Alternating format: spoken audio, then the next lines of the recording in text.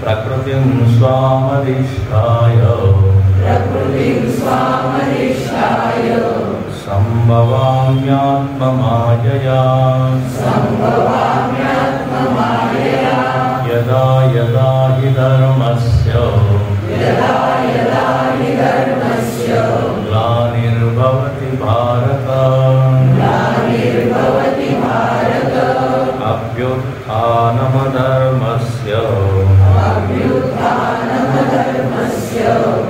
तदात्मानं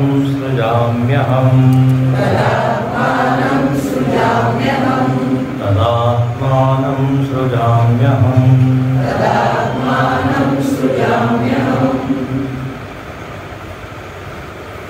चौथ्या अध्यायाच्या सुरुवातीला भगवंतांनी गुरुपरंपरा सांगितली. हे ज्ञान माझ्यापासूनच उत्पन्न झालेलं आहे, मीच त्याचा उगम आहे आणि हे ज्ञान परत मी आज तुला देत आहे. याचं कारण असं की माझी इच्छा आहे की हे ज्ञान टिकून राहिलं पाहिजे, म्हणून मी पूर्ण जगाला तुझ्या निमित्ताने देत आहे. अर्जुनाला प्रश्न पडला की तुम्ही सूर्याला हे ज्ञान आधी कसं काय दिलं, कारण तुमचा जन्म तर आत्ता झालेला आहे. काल आपण याच्यावर सविस्तर चर्चा केली. हा प्रश्न खरोखर मूर्ख लोकांचा आहे, शंकराचार्य म्हणाले. मूढ लोक हा प्रश्न विचारतील, कारण मूढ लोक कधीच कृष्णाला ईश्वर मानणार नाही, मानव म्हणूनच ते समजते. तेव्हा हा प्रश्न सहज आहे, कारण मनुष्य तर नंतर आले ना, पण ईश्वर तो सूर्याच्या आधी आहे, देव तो सूर्याच्या आधी आहे. जर कृष्णामध्ये देव बुद्धी ठेवली तर मग ते प्रश्न नाही. पण जर ही बुद्धी ठेवली की द्वापार युगामध्ये कृष्णाला याच्या आधी तो नव्हता, तर मग प्रश्न शक्य आहे. तर भगवंतानी इथे क्लिअर केलं, स्पष्ट केलं की तुला जे वाटतंय की माझा जन्म आत्ता झाला, म्हणजे असं नाही आहे. बहून मे, काल तुला सांगितलं बहून, अनेक अनेक जन्म झालेले आहेत. आणि अर्जुना तुझे सुद्धा अनेक जन्म झाले. जीव आणि ईश्वर दोघांचा हा संवाद आहे. गीता म्हणजे काय? जीव ईश्वराचा संवाद आहे. आणि आपल्या हृदयामध्ये सुद्धा होत असतो, माहिती आहे का तुम्हाला? हृदयामध्ये सुद्धा अंतर्यामी परमात्मा बसला आहे आणि तो बोलत असतो, काही चांगलं चांगलं बोलत असतो. आपण ऐकत नाही ते गोष्ट, आपण आपलाच चालू ठेवतो. आपल्या वासना, संस्कार, इच्छा, कामना, तो विचार बोलत असतो, हे करा, असं करा, असं नका करू, वगैरे वगैरे. हे अंतःकरणच काय कुरुक्षेत्र आहे, इथे सुद्धा आत्मसंवाद. म्हणून मुंडकोपनिषदामध्ये एक कल्पना केली की नाही, झाड आहे आणि त्या झाडामध्ये कोण? दोन पक्षी आहेत, समान वृक्ष. एकाच वृक्षावर दोघ जण बसले. द्वा सुपर्णा सयुजा सखा. दोन, हे शरीरच झाड आहे आणि याच्यामध्ये दोन पक्ष म्हणजे जीव आणि ईश्वर. देव वर बसला वरच्या फांदीवर आणि जीव खालच्या फांदीवर. आणि ते छान वर्णन आहे.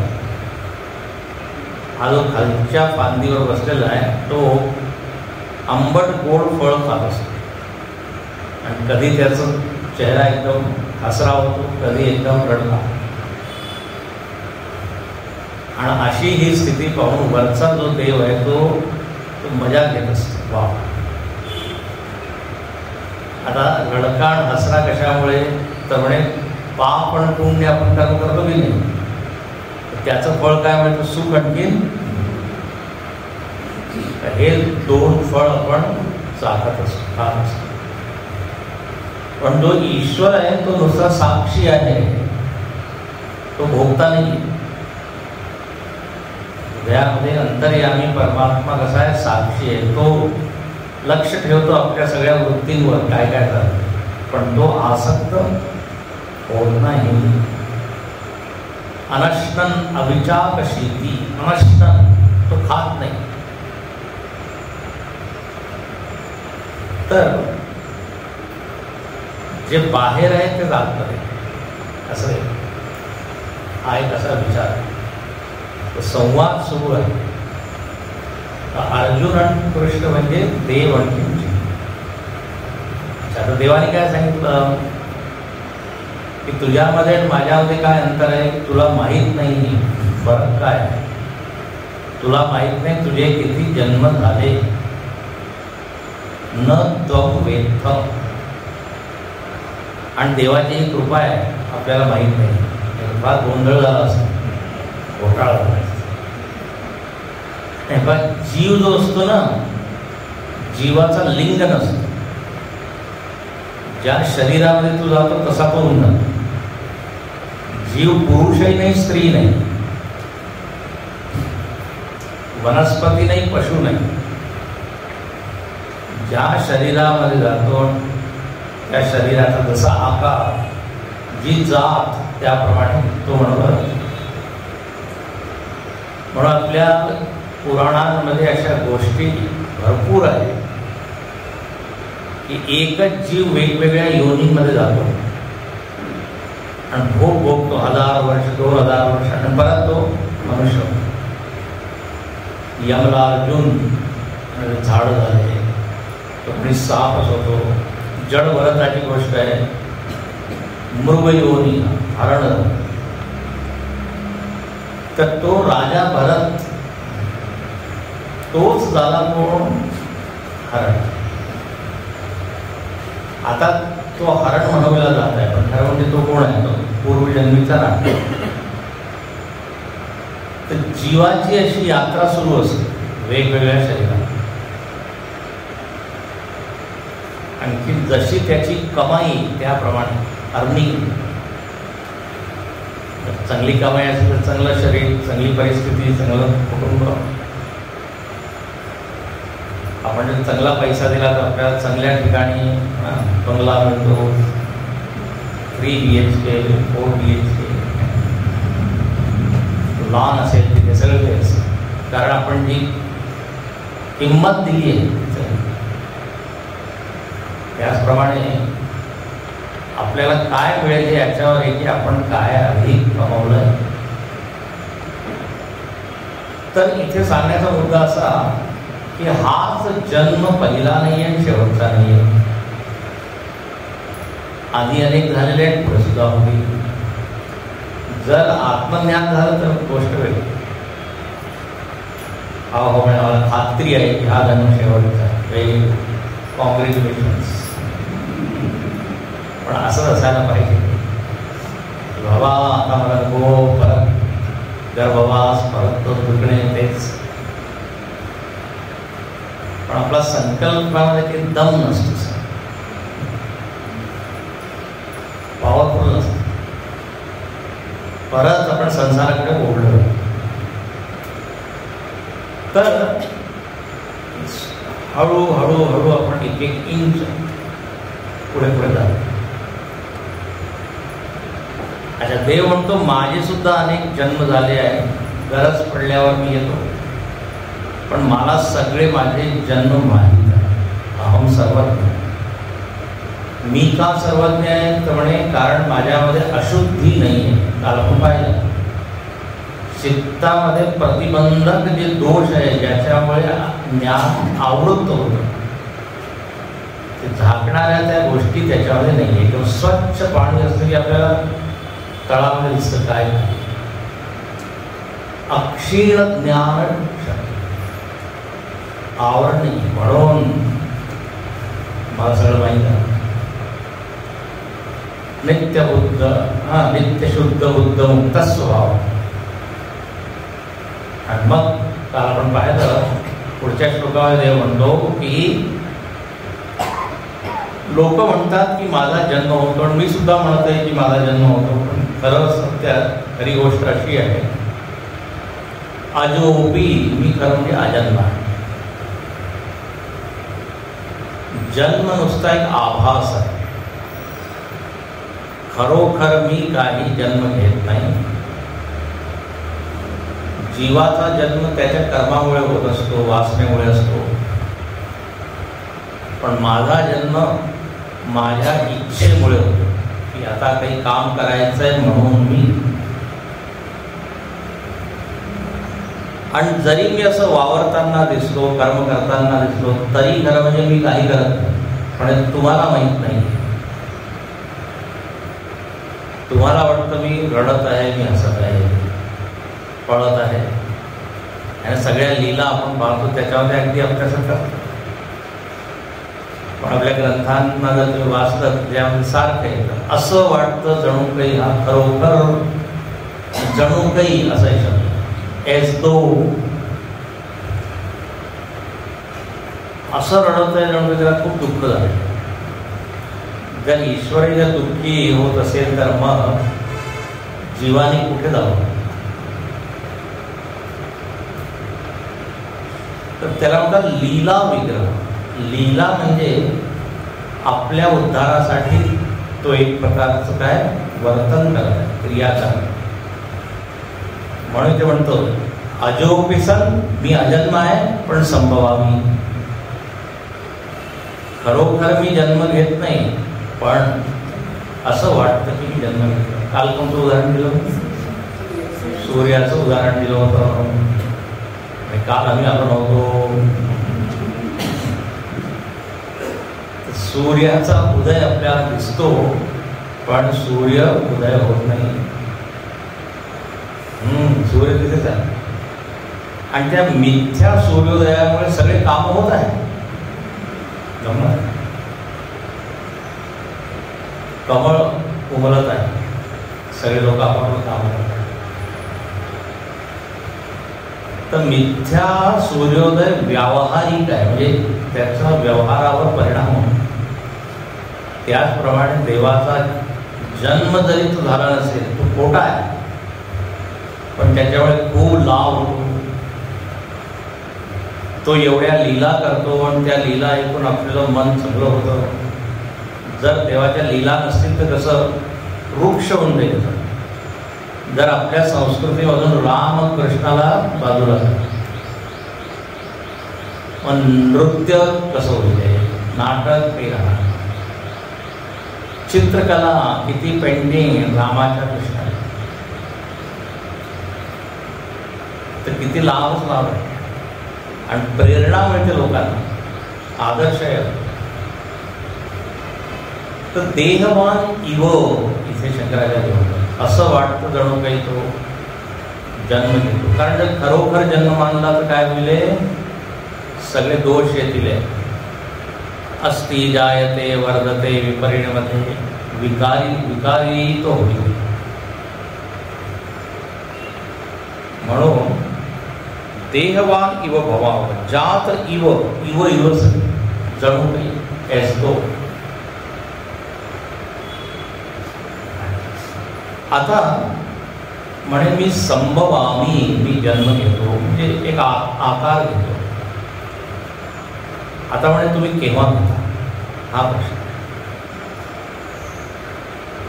आता सध्या जर आपण पाहिलं तर असं देवाचं काही विशेष आकार नाही. तर म्हणे जेव्हा जेव्हा यदा यदा यदा यदा ही शब्दाचा एक अर्थ असतो निश्चितच, हे अव्यय आहे. ही जेव्हा जेव्हा काय होतं, धर्माची ग्लानी होते, धर्मस्य ग्लानी होते. अशी काही परिस्थिती होते की धर्म हळूहळू नष्ट होत जातो. अच्छा, एकीकडे धर्माचा नाश होत आहे आणि दुसरीकडे अभ्युत्थानम अधर्मस्य, अधर्मस्य अभ्युत्थान. उत्थान म्हणजे काय, प्रगती, विकास, वाढ आणि त्याच्यापुढे आणखी उपसर्ग लावलेला अभ्युत्थान, अभिउत्थान, म्हणजे चारीकडून अभिता, म्हणजे अधर्म अधर्म अधर्म मानलेला आहे सगळीकडे. अधर्माचं प्रमाण खूप जास्त. तर एकीकडे धर्म कमी, अधर्म. तेव्हा तदा अहम आत्मानं सृजामी, तेव्हा मी स्वतःला काय करतो, जणू काही तयार करतो, सृजामी बनवतो, म्हणजे मी अवतार करतो, मी तयार होतो. आता जावंच लागेल मला, माझ्या गेल्याशिवाय धर्माची स्थापना. जसं युद्धभूमीमध्ये जाण्यासाठी सैनिक तयार होतो ना, आता परिस्थिती अशी की मला लढाई करायला जावंच नाहीतर आपला देश वाचणार नाही. मग तो सगळे अस्त्रशस्त्र घेऊन तयार. तसृजामी, मी स्वतःचीच रचना करतो. अच्छा, कशा प्रकारे धर्माची स्थापना होईल त्या प्रकारे मी आकार घेतो. म्हणजे याचा काही असा नियम नाही आहे की मी मनुष्यच बनी. जर कासव बनून होऊ शकतं तर कासव बने, मासे बने, मासा असतो, मत्स्य अवतार, 24 अवतार आहे. अवतार म्हणजे काय, उतरणे. ही जी शिडी असते ना पायऱ्या, याला संस्कृतमध्ये म्हणतात अवतरणिका. अवतरणिका, खाली खाली खाली आपण ज्याच्याद्वारे येतो. तर अवरोहण ज्याच्याद्वारे, एक असतं आरोहण, दुसरं आहे अवरोहण. संगीतामध्ये असतं आरोहण अवरोहण सांगितलेलं आहे. पण ज्याला संगीताबद्दल काहीच माहीत नाही त्याला कळणार नाही काय आरोहण, सानी गप म्हणा किंवा सारे गप म्हणा, त्याच्यासाठी एकच. आधी साप मरे मग धनी मरे. आता तो गाणं आधी मग स्वर म्हणतोय, समोरचा म्हणतात एक वाक्य म्हणतात आधी साप मरे मग धनी मरे. तर संगीतामध्ये वर जातात मग खाली मंद्र सप्त, मध्य सप्त असं असतं. तर इथे तो येतो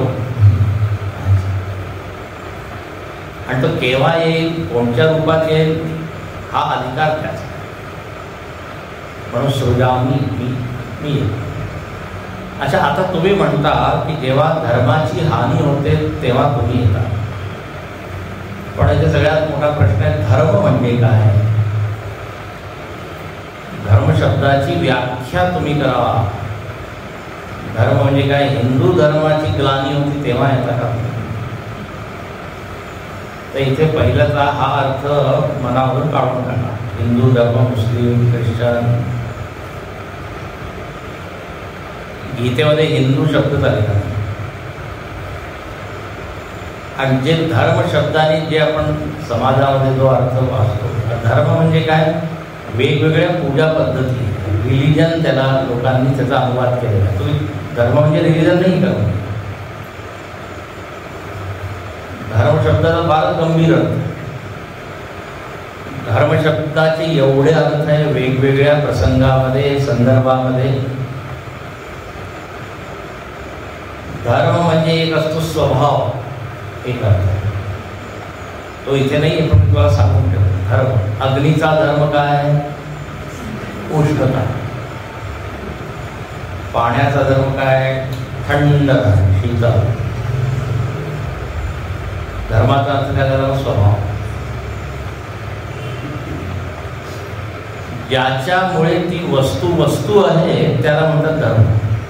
जर ती वस्तू काढून टाकली तर ती वस्तू राहणार नाही. तत्व, तत्व. साखरेमधून जर गोडवा काढून टाकला तर मग काय फक्त पांढरे जे कण आहे त्यावर म्हणून ज्याच्यामुळे ती वस्तू आहे त्याला म्हणतात. पण दुसरा अर्थ धर्माचा आहे. धर्म म्हणजे कर्तव्य. जेव्हा गीतेमध्ये देव म्हणतो की स्वधर्मे निधनम श्रेय, तर तिथे स्वधर्म म्हणजे स्व कर्तव्य,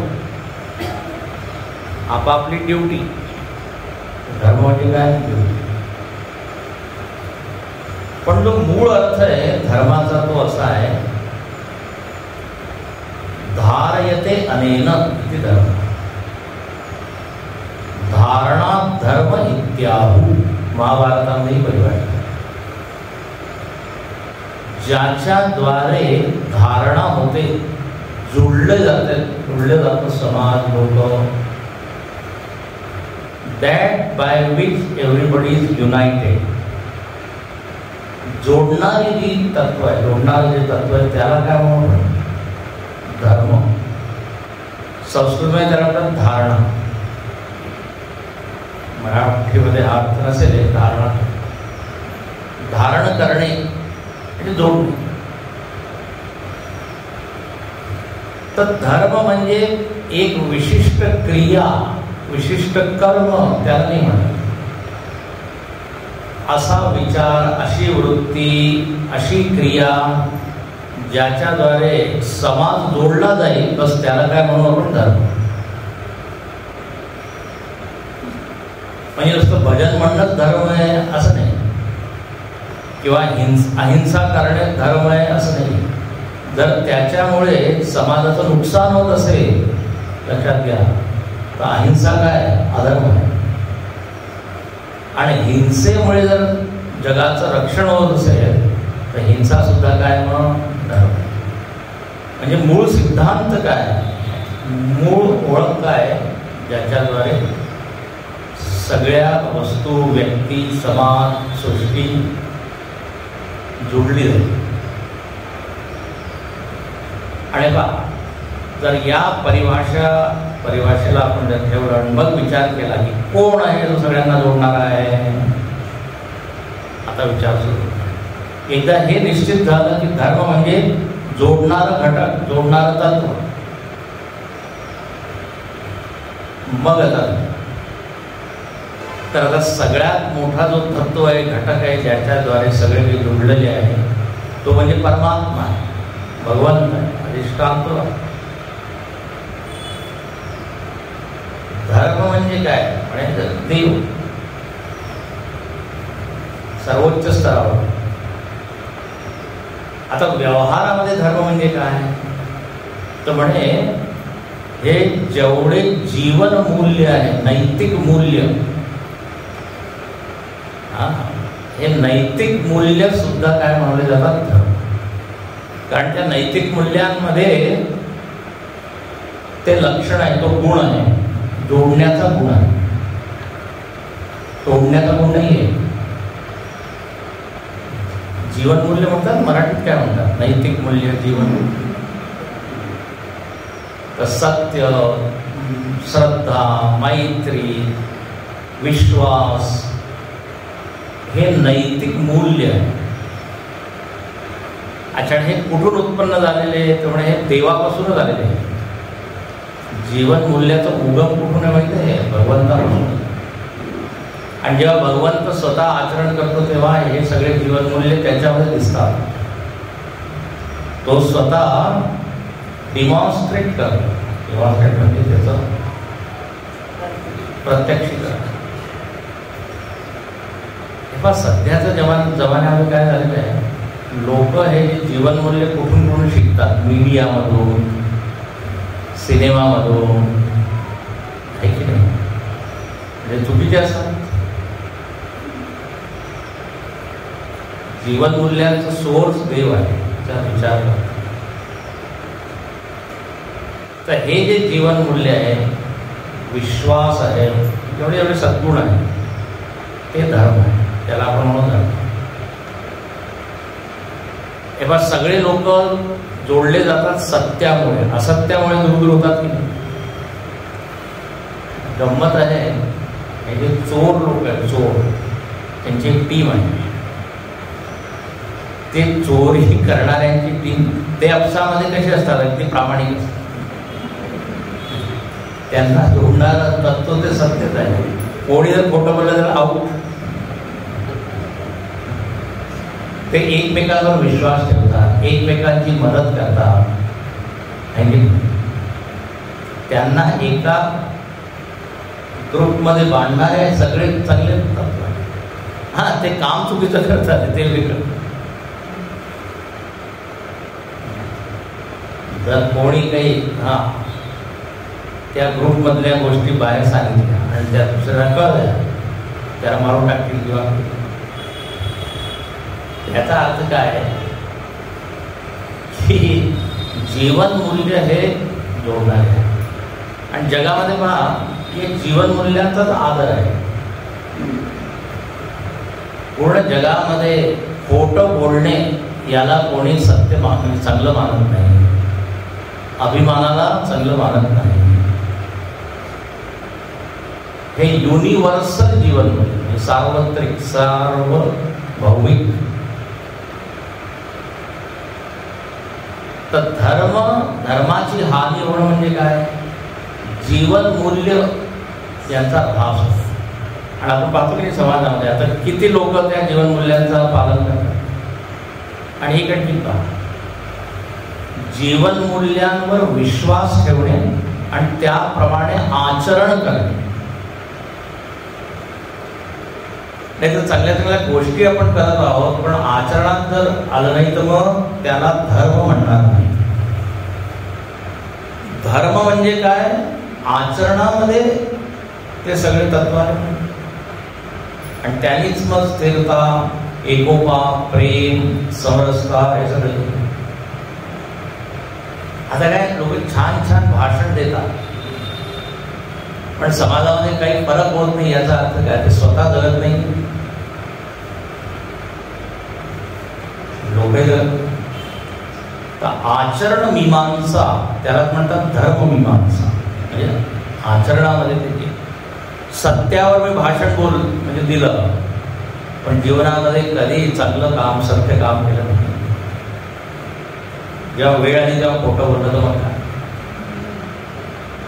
त्या दिवशी तुम्हाला उदाहरण दिलं होतं ना, भाषण दिलं त्याने की कांदा लसूण खाल्लं नाही पाहिजे. घरी गेल्यावर आपल्या बायकोला छान कांद्याचं भरीत कर म्हणजे. आता 1 तास तुम्ही भाषण दिलं म्हणजे ते लोकांसाठी.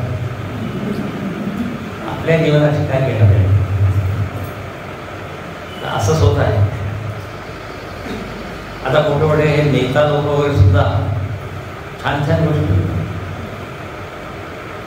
जातीवाद नाही होना चाहिए, ते सगळ्यात जास्त जातीवाद वाढवतात, समाजाला वाटतात.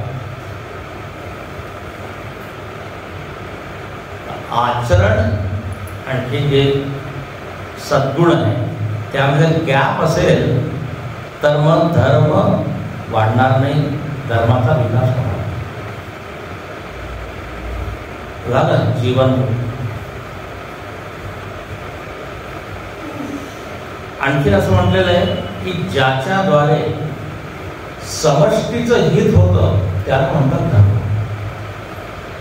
समष्टीचं हित. शंकराचार्यांनी छान सुरुवातीला इथे दिलेलं आहे प्रस्तावनेमध्ये धर्माची परिभाषा दिली.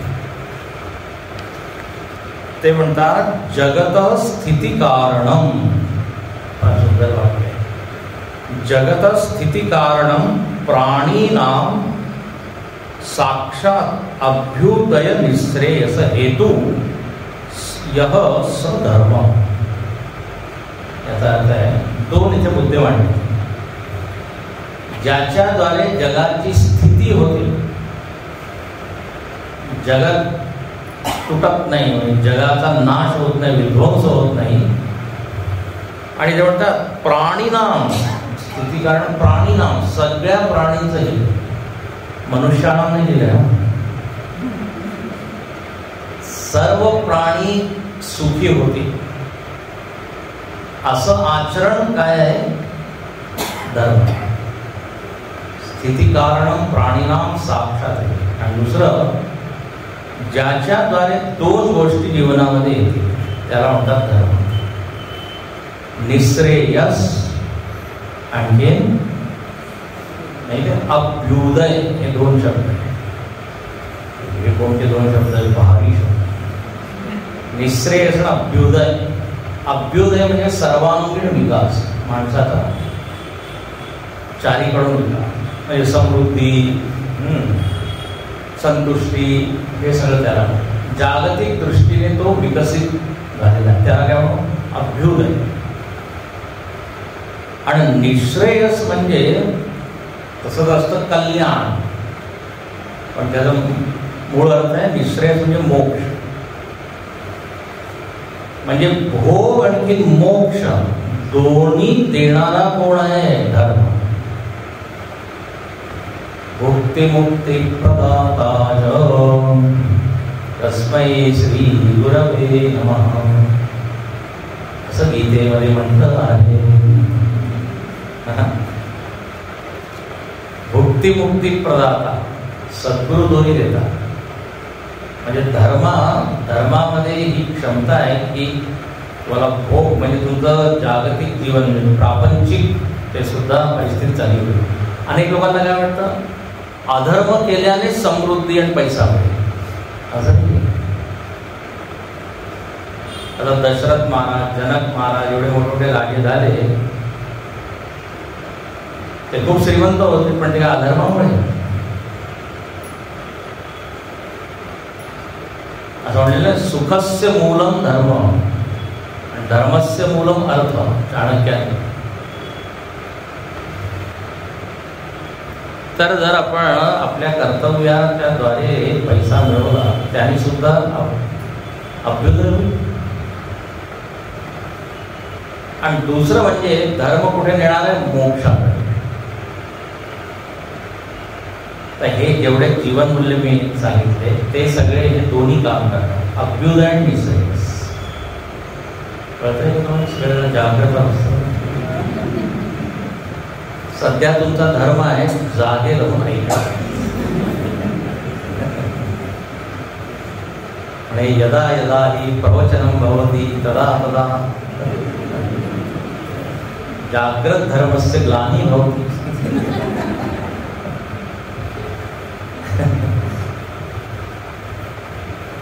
धर्म शब्दाची फार मोठी व्याख्या केलेली, गहना कर्मणोगती. म्हणजे यतो धर्मस्ततो जय, जिथे धर्म आहे तिथे जय आहे.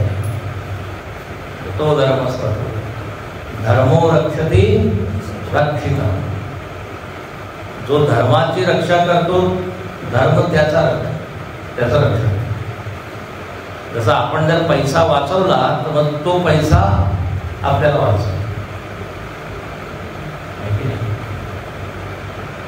तर असे हे जे गुण आहे, वृत्ती आहे, विचार आहे, विश्वास आहे, मान्यता आहे, ज्याच्याद्वारे हे सगळं होतं, अभ्युदय, मोक्ष आणि एक संघटना, त्याला म्हणून धर्म, असं व्यापक अर्थ आहे.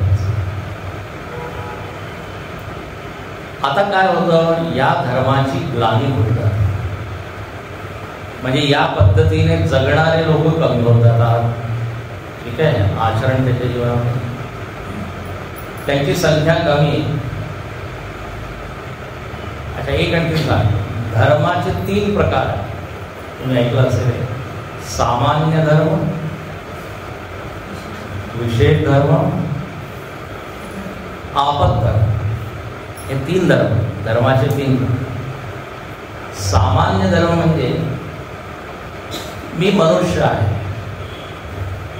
तर एक मनुष्याला सामान्य म्हणजे त्याचं आचरण कसं झालं पाहिजे. तर मनु महाराजांनी लिहिलंय की दशकम धर्मलक्षण.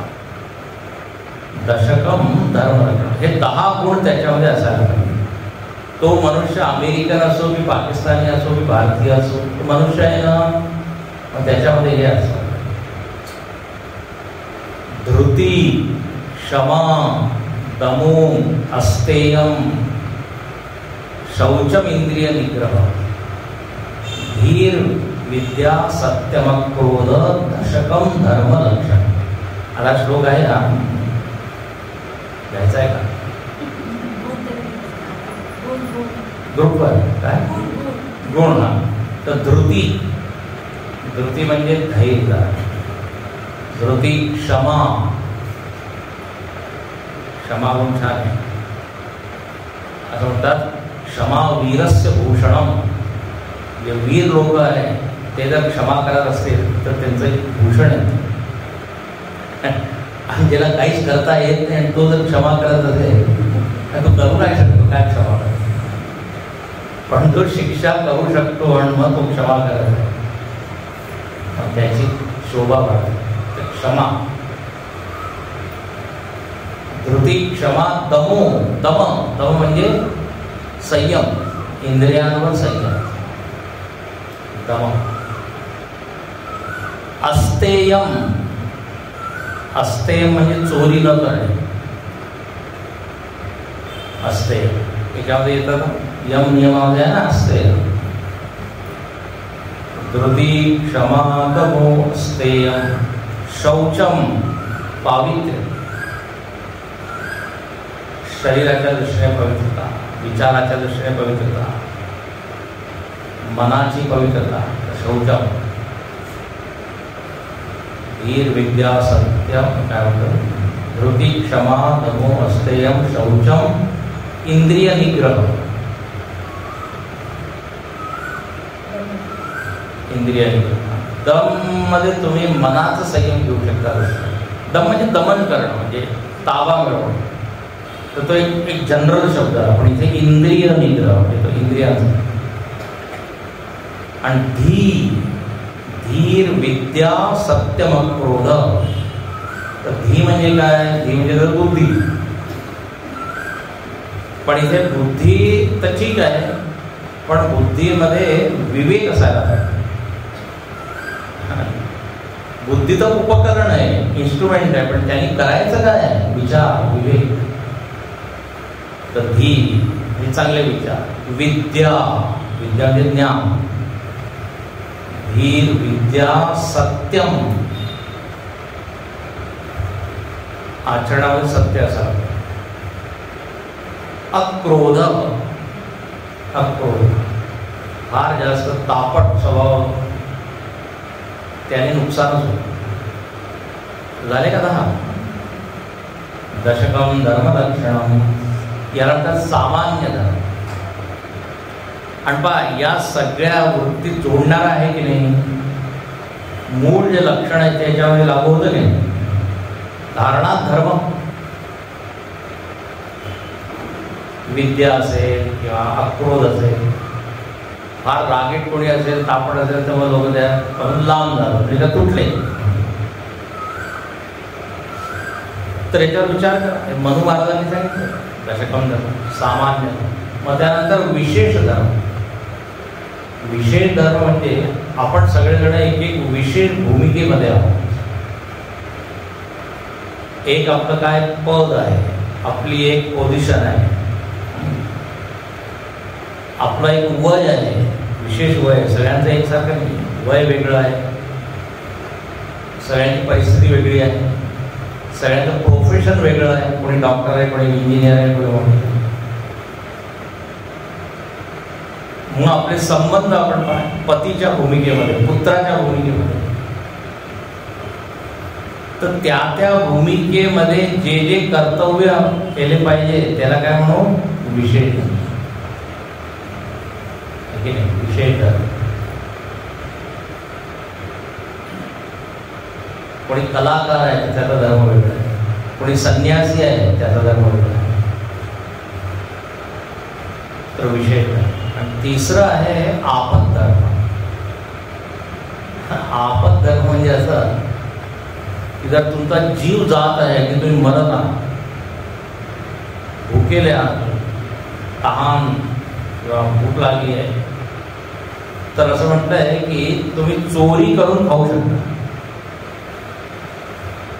अशीच एक गोष्ट आहे. एक साधू बाबा होते, आणि ते त्या वाळवंटामध्ये फिरत होते आणि त्यांना एवढी भूक लागली, काही मिळेना त्यांना, तर तिथे कुंट चरवणारा होता, काय म्हणते ना, चरवणारा गौ, हां सारवा, अच्छा ठीक आहे, तुला कळलं, चरवाहा म्हणतात त्याला. तर तो काहीतरी खात होता, तर हा बाबा गेला आणि तिथं हिसकावून खाऊ, त्या उष्णतेचं अन्न. तो म्हणाला, तुम्ही एवढे साधू आहे, तुम्हाला मी माहीत नाही मेहनत तारीख असं काय. अच्छा, आता तो हसू लागला म्हणजे ठीक आहे, त्याला खा तुम्ही. आणि तो त्याला पाणी द्यायला लागला, म्हणजे आता पाणी प्या, ते पाणी सुद्धा उष्ट होतं. तो बाबा म्हणे, नाही नाही, तुझ्या हातचं मी कसं काय खाऊ शकतो, घेऊ शकतो पाणी. अरे एवढं सगळं खाल्लं आणखी आता म्हणतो की पाणी पी. तर त्याने फार छान उत्तर म्हणे, मी मरत होतो अगदी, माझे प्राण कंठाचे आहे, त्यावेळेस मी ते खाल्लं अन्न, ते आपत धर्म. आणि आता व्यवस्थित झालं, आता विशेष धर्म सुरू झाला. विशेष धर्म हा सांगतोय कोणाचं उष्ट घ्यायचं नाही, घ्यायचं नाही, त्यानंतर आपत धर्म. आपण म्हणतो की एक्सेप्शन आहे, अपवाद आहे, प्रत्येक असत नाही, तर हे अपवाद आहे, याला प्रत्येक ठिकाणी लागू नाही होणार. आपत. तर असे वेगवेगळे धर्म आहे. एक भागवत धर्म आहे, भागवत वगैरे भागवत धर्म. भागवत धर्म काय, कायेन वाचा मनसेंद्रियैवा, मनसा वाचा कर्मणा भगवंताची सेवा करणे, याला भागवत धर्म. तर आता धर्माची हानी होते म्हणजे काय, हे जीवन मूल्य जगणं फार कठीण होऊन जातं. जरा विचार. आणि याच्या उलट ज्या गोष्टी त्या हावी होतात, त्यांचा प्रभाव एवढा. आता रामायणात मध्ये वर्णन आले, साधून संग करवा वही सेवा. रावणाच्या वेळेस काय झालं, साधूंच्या द्वारे तो सेवा करून घेत आहे. आता केली पाहिजे सेवा, पण तो साधून करा. तर जेव्हा अशी परिस्थिती येईल की हे जे जोडणारे तत्व आहे त्यांच्यावर आघात प्रहार, मग त्याला म्हणून धर्मस्य ग्लानिर्भवति. दुसरीकडे अधर्मस्य अभ्युत्थान. ज्या तोडणाऱ्या वृत्ती आहे, हिंसा, क्रूरता, अभिमान, ईर्ष्या, यांचं प्रमाण जेव्हा खूप वाढेल, त्याला काय म्हणून अधर्माची वाढ. तर या दोन गोष्टी जेव्हा होतात तेव्हा भगवान म्हणतो मी येतो. अच्छा, आता एक आणखी आहे, अधर्म करणारा कोण आहे, एवढे प्राणी आहे, मनुष्यालाच तुम्ही काय एवढं उपदेश करत आहात धर्माचा. तुम्ही पाहिलं का, कुत्र्यांना मांजरींना कोणी धर्माचा उपदेश करत आहे? कारण मनुष्यच अधर्म करतो. लक्षात, या सृष्टीला तोडणारा नष्ट करणारा कोण आहे? मनुष्य. गायीमुळे आणि सिंहामुळे ग्लोबल वॉर्मिंग नाही झालं. नदी त्यांच्यामुळे प्रदूषित झालेल्या नाही, किंवा वारं अशुद्ध त्यांच्यामुळे झालं. कारण म्हणजे ते सगळं सतत काय शुद्ध करत राहतं, ते तर कॉन्ट्रीब्यूट करतात, आपणच. म्हणून काय, जर मनुष्याने अधर्म केला तर त्याचा परिणाम त्याला भोगावा नाही लागत, उलट सगळ्यांना भोगावा लागतो. म्हणून ते म्हटलेलं सर्व प्राणीनाम स्थिती कारण. जेव्हा आपण दिवाळीला फटाके फोडतो ना, फटाकडे, तेव्हा ते कुत्रे वगैरे त्यांना इतका त्रास होतो, ते सगळे असे लपून जातात त्यांच्या कानामध्ये. तेवढं ते आपण बरंच काही करत राहतो, आपल्याला माहित नाही त्यांना काय, त्यांच्याकडे लक्षच नाही आलं. म्हणून ते किती त्या म्हणजे जातीचे पक्षी वगैरे सगळे घेऊन गेले ना, लुप्त झाले. त्याचा दुष्परिणाम आहे. आपण हिंसा करतो, मारतो हळूहळू. तर म्हणून जो आपल्याकडे स्वातंत्र्य दिलेलं आहे मनुष्याला, तो धर्मही करू शकतो, अधर्मही करू शकतो. अधर्म केल्यामुळे म्हणजे या स्वातंत्र्याचा चुकीचा उपयोग केला आहे, जगामध्ये नाश. आणि असं आधी झालेलं आहे, आत्ताही होत आहे, पुढे होते. यदा यदा धर्मस्य ग्लानिर्भवति भारत अभ्युत्थानमधर्मस्य तदात्मानं सृजाम्यहम्. अच्छा, इथे अभ्युत्थानमधर्म म्हणजे खूप प्रमाण वाढलं. म्हणजे आत्ताही अधर्म आहे असं नाही आहे, पण एवढं जास्त नाही आहे की भक्ती करू शकत नाही, देवधर्म करू शकत नाही असं नाही. आता ज्ञानयज्ञ होत आहे, भागवत सुरू आहे, रामायण सुरू आहे, एवढे मंदिरं आहेत. जेव्हा राम नाम घेण्याची बंदी होऊन जाईल, राम नाम घेतले तुम्हाला मारतील, अशी जेव्हा स्थिती होईल आहे, रावणाच्या वेळेसच होतं, त्याला म्हणतात अधर्माचं होतं. अभ्युत्थान. तुम्हाला मागे सांगितलं ना, गुरुदेवांना कोणीतरी सांगितलं की आता देवाच्या अवताराची वेळ, अवतार घेण्याची वेळ आली.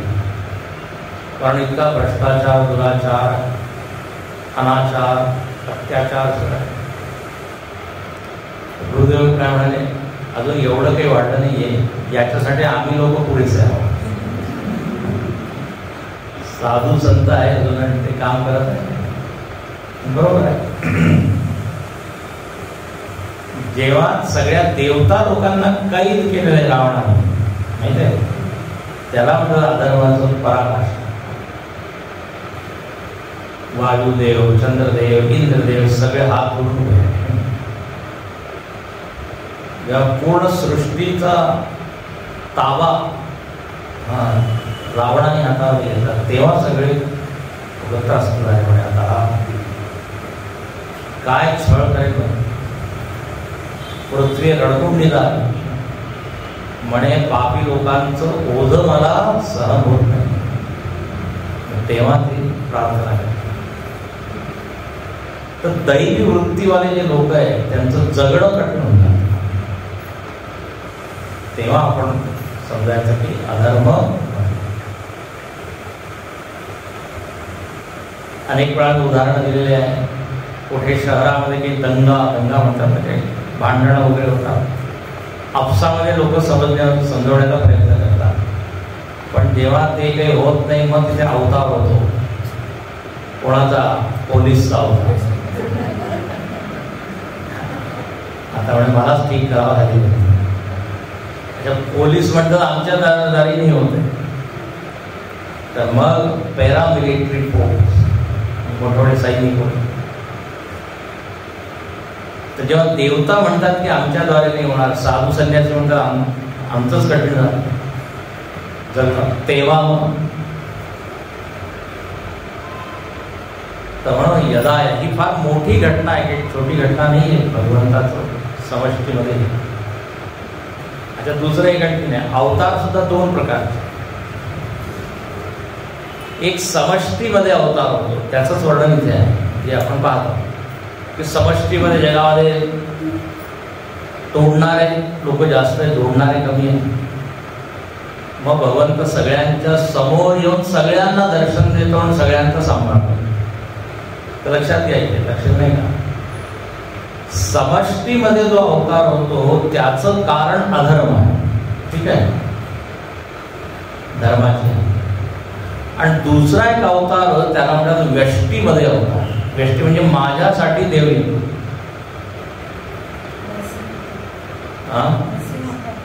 समष्टीसाठी, कारण पूर्ण जगाच्या हिरण्यकश्यपू मी सगळ्यांना नाही.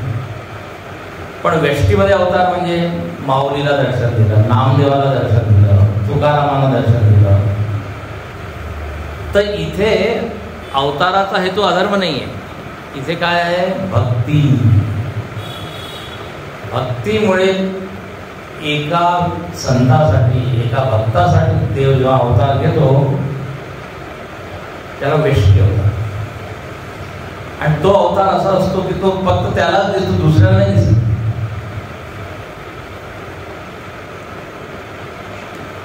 कोणाशी बोलतो तर आपल्याला नाही करणार, पण ते लोक नामदेव बाळात बोलायचे, विठ्ठलाशी. तुकाराम महाराज संवाद, तुकारामाची बायकोला की कळायचं नाही की कोणाची. तर भक्तीमुळे जो अवतार आहे. आणि मग सगळे संत वर्णन करतात, रूप पाहता लोचन, आपल्याला तरी लोचन दिसत नाही.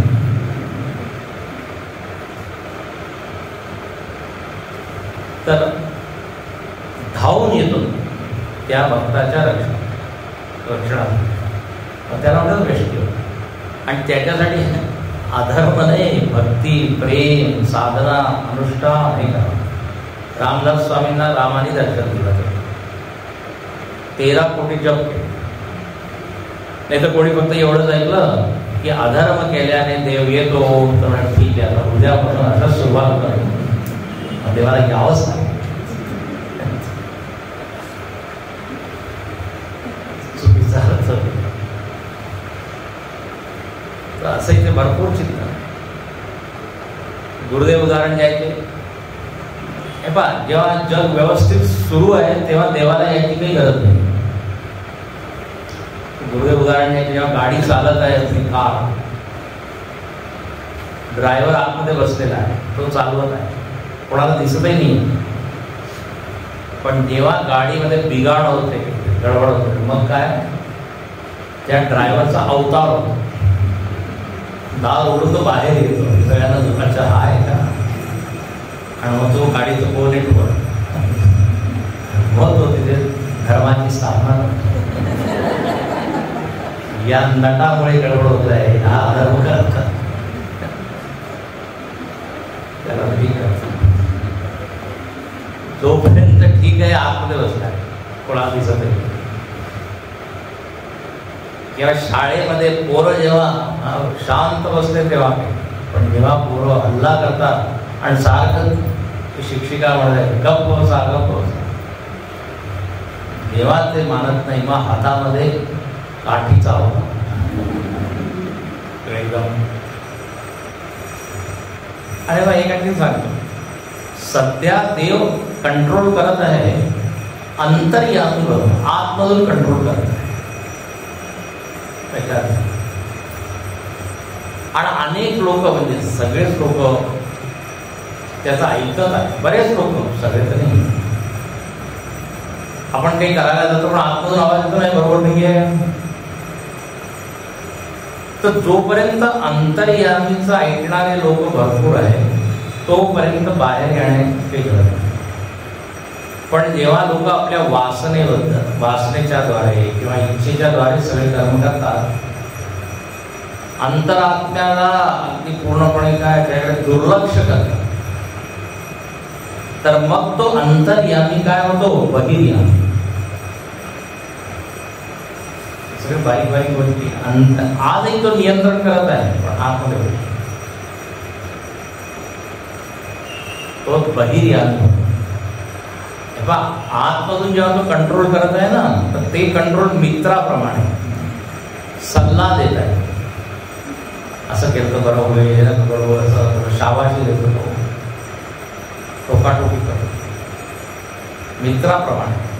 पण जेव्हा तो बाहेरून येतो ना, मग त्याचं शासन शत्रूप्रमाणे असतं, म्हणजे पोलिसाप्रमाणे. आणि तो आधी ऐकला नाही, आता लातों के भूत बातों से नहीं मानते. बाहेरून येऊन मग त्याला कंट्रोल करावं. तर असं सगळं आहे. तर इथे म्हणतात की देवानी आपलं अवताराचं रहस्य सांगितलं. म्हणून मी पहिल्या दिवशी तुम्हाला सांगितलं, या अध्यायामध्ये अवतारवाद सांगितलं. आणि एक आणखी सांगतो, तर बरेच पॉईंट्स येतात. अवताराचं वर्णन जेवढं हिंदू धर्मामध्ये विस्ताराने केलेलं आहे आणि स्वीकार केलेला आहे की असं होतं, इतर लोक नाही म्हणतात. इतर धर्मांमध्ये काय, त्यांचा दूत येतो किंवा त्यांचा मुलगा येतो, देव स्वतः नाही येतो, पैगंबर वगैरे. कारण त्यांच्या मताप्रमाणे देव कधी आकार घेऊच शकत, तो निराकारच त्यांचा सिद्धांत. पण आपल्या इथे तर खूप अवतार होतो. अनेक वेळा सांगितलं, किती अवतार सांगितले.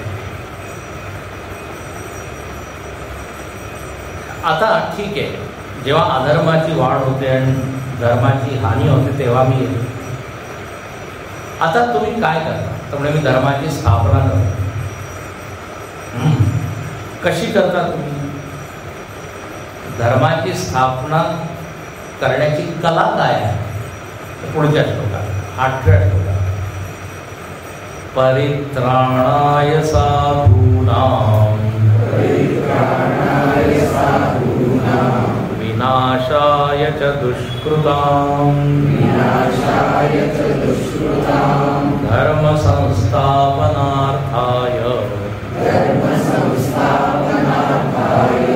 संभवामि युगे युगे परित्राणाय साधूनां विनाशाय च दुष्कृतां धर्म संस्थापनार्थाय संभवामि युगे युगे. एक दोन वेळा नाही, युगे युगे, प्रत्येक युगामध्ये जेव्हा गरज असेल मी येतो. या अवताराच्या द्वारे आणखीन आपण समजू शकतो की ही सृष्टी जी आहे ना, अनाथ नाही. काय अनाथ? कोणीतरी आहे याचा सांभाळ करणार अवताराच्या द्वारे. आणि तो काय सांगतो की मी येतो, मी पाहत आहे. आता जे नास्तिक लोक आहेत ते काय म्हणतात, सृष्टीचा कोणी मालक नाही, कोणी स्वामी नाही, अपवाद चालू. वरवरून छान वाटतं, वरून चांगलं वाटतं, पण जर विचार केला तुम्ही तर कळेल जगामध्ये अपवाद काहीच नाही. सगळ्यासाठी काही ना काही कारण आहे. एक साधं चित्र तुम्ही जर पाहिलं तर लगेच प्रश्न येतो की चित्र कोणी काढलं. तर एवढं मोठं चित्र आहे. वेदांमध्ये या पूर्ण जगाला म्हटलेलं आहे, पश्य देवस्य काव्यम. जग म्हणजे काय? देवाचं काव्य आहे, कविता आहे. याच्यामध्ये वेगवेगळे रस आहे की नाही? अद्भुत रस, हास्य रस, शृंगार रस, विभत्स रस. हॉस्पिटलमध्ये जातो विभत्स रस, सिनेमामध्ये पाहिलं तर शृंगार रस, युद्धामध्ये जातो वीर रस. सगळ्या रसाचा अनुभव. जग म्हणजे जिवंत कविता आहे. कोणीतरी कवी असायला पाहिजे. केनोपनिषदाच्या भाष्यामध्ये शंकराचार्यांनी खूप विस्तारपूर्वक ईश्वर या टॉपिकवरच 10 पानं दिली. वाक्य भाष्य त्याला म्हणतात. तर त्याच्यावर छान लिहितात. म्हणे या जगाकडे पाहिलं तर असं वाटतं कोणीतरी फार हुशार शिल्पी असायला पाहिजे. शिल्पी म्हणतात ना, एक छान जर बिल्डिंग तुम्ही पाहिली तर काय फार छान आर्किटेक्ट असायला. जगामध्ये एवढे नियम बनवलेले आहे, पण आश्चर्य असं आहे कोणतेच नियम एकामेकाच्या विरोधी नाहीये, पूरक आहे. आणि त्यामुळे जग व्यवस्थित चालू आहे. तर कोणी अति हुशार ब्रिलियंट असायला पाहिजे. योजना त्यांनी आखलेली दिसते, त्याच्याप्रमाणे सगळं फार त्यांनी सिद्ध केलं आहे. नास्तिकवादाचं खंडन कोणीतरी आहे. तर इथेच आता जो विश्वास करतो गीतेवर त्याला काही प्रश्न, पण जो नाही विश्वास करतो त्याला प्रश्न आहे. तर आता इथे देव म्हणतो की मी येतो आणखीन धर्म संस्थापनार्थाय, धर्माची स्थापना करण्यासाठी. त्याच्यामुळे तुम्ही कशी काय करता? आपण जो मंदिराची स्थापना करतो, मूर्तीची स्थापना करतो, थोडं सोपं आहे ना ते, मूर्ती आणून ठेवा. पण धर्माची स्थापना कशी काय करावी? त्याची कला काय आहे? तर देव इथे म्हणतो साधूंचं मी रक्षण करतो. बस, फार सुंदर. परित्राण, परित्राण म्हणजे रक्षण. परित्राणाय साधूनाम, साधू म्हणजे सज्जन, सन्मार्ग स्थानाम शंकराचार्य म्हणतात. म्हणजे सन्मार्गामध्ये त्यांची वाटचाल सुरू आहे, जे सात्विक जीवन जगत आहे, लोकांना त्रास देत नाही. त्यामुळे असे जे साधू लोक आहेत, साधू म्हणजे चांगलं. संस्कृत अनेक वेळा सांगितलं साधू म्हणजे छान, साधू साधू किती छान बोलत. आपण संस्कृतनं ज्या शास्त्रात तेव्हा असंच ते होतं, साधू छान, व्हेरी गुड, इंग्रजी. तर जे चांगले लोक आहेत, जर त्यांना वाचवलं, लक्षात घ्या, तर धर्म वाचेल. काय सुंदर कला आहे. कारण त्यांच्या अंतःकरणामध्ये धर्माबद्दल श्रद्धा आहे, आदर आहे. जर त्यांची संख्या राहिली जगामध्ये, धर्म म्हणजे काही बाहेरची एक वस्तू नाही आहे. धर्म कुठे राहतो? मनामध्ये प्रेम, करुणा, दया, श्रद्धा, विश्वास, मैत्री, हे सगळे कुठे आहे? हे सगळे जोडणारे आहे. एका कुटुंबामध्ये जर 4 जण राहत आहे, 4 जर लोभी झाले तर कुटुंब तुटेल की नाही? एका कुटुंबाला जोडणारा पैसा नाहीये, व्यक्ती नाहीये, भिंत नाहीये, धर्म आहे. आणि धर्म कुठे? त्याच्या अंतःकरणात. तर इथे म्हणतात की असे जे लोक धर्म जगणारे आहेत त्यांना मी वाचवतो. झालं परित्राणाय साधू. आणि दुसरीकडे काय करतो? विनाशाय च दुष्कृतां. जे लोक अधर्म करतायत त्यांचा नाश करतो. तर आपोआपच काय धर्माची स्थापना होतात. जे धर्मामध्ये बाधक आहे त्यांना मी मारतो. हे म्हणजे अगदी आपण जसं औषध घेतो ना, त्या औषधांप्रमाणे. औषध सुद्धा हे 2 काम करतात. आपल्याला जर रोग झालेला आहे, आजारपण आहे, तर काय आपण औषध घेतो. औषध काय करतो? रोगाणू जे आहे त्यांचा नाही, आणि जे जीवाणू ज्यांच्यामुळे आपल्याला शक्ती मिळते त्यांना अजून शक्ती. तर जेव्हा समाज असा रोगी झालेला आहे तेव्हा देव हे औषध करतो. म्हणून तुम्ही रामायणामध्ये वाचा, राम सगळ्यांकडे जात आहे. अगस्त्य ऋषी, वाल्मिकी ऋषी, भरद्वाज, शबरी, केवळ जे जे धर्म जगत आहे त्यांचं ते रक्षण करतात. विश्वामित्र ऋषी सुद्धा घेऊन गेले रामाला. ते 2 काम केले. सकल मुनीन के आश्रमही जाई जाई सुख दी. सगळ्या आश्रमामध्ये जाऊन त्यांनी यांचं रक्षण केलं. दुसरीकडे काय? खरं, दूषण, ताडका, मारीच, सगळ्यांना काय नाश. जगामध्ये सुद्धा 2 फोर्सेस आहेत, नेहमीच राहणार आहे. आता त्यांचं काय वर खाली होत. धर्मसंस्था संभवामी, धर्माची स्थापना मी केली. आता धर्माची स्थापना झाल्यावर काय होतं हे जर तुम्हाला पाहायचं असेल तर राम राज्याचं वर्णन वाचा. फारच छान वाटत. कोणी अवसाद भांडत नाही. राम प्रताप विषमता होई, तिथे काही विषमता नाहीये. साम दाम दंड भेद असे 4 नीती आहे ना, त्यामुळे दंड भेद याची गरज नाही. शांतीने सुंदर. साम म्हणजे शांती, आणि दंड आणखी भेद हे 2 शब्द ऐकू येतात, पण कोणत्या अर्थाने या शब्दांचा उपयोग होतो? तर दंड म्हणजे शिक्षा नाही. दंड म्हणजे संन्यासी लोकांच्या हातामध्ये जो दंड असतो, दंड शब्दाचा अर्थ होतो. कळलं का काय सांगितलं?